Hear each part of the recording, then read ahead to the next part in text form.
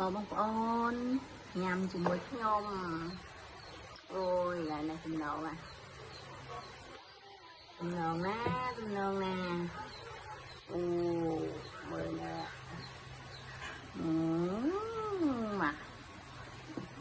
mà nhằm từng ớt này mua lại nè, ô chiết ngoan á, đặt trai đặt con không thể nè nhà nè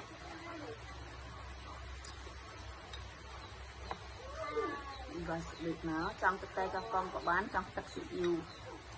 tôi thật sự được đặt đó hả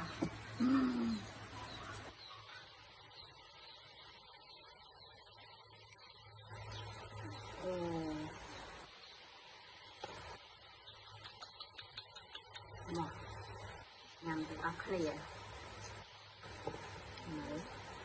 chia mà đông mở ăn với chia bạn nè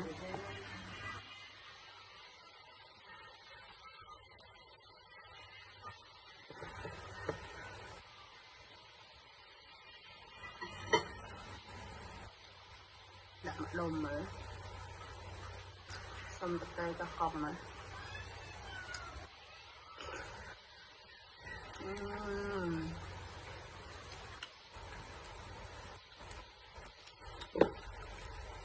ai mua bông ổ nôi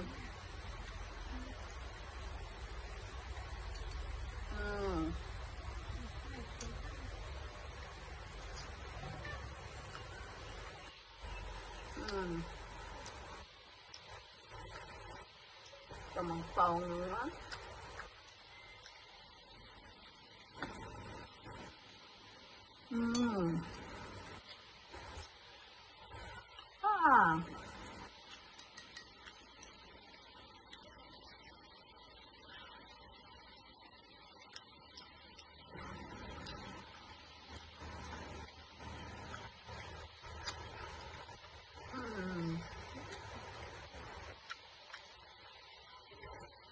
được cà phê rồi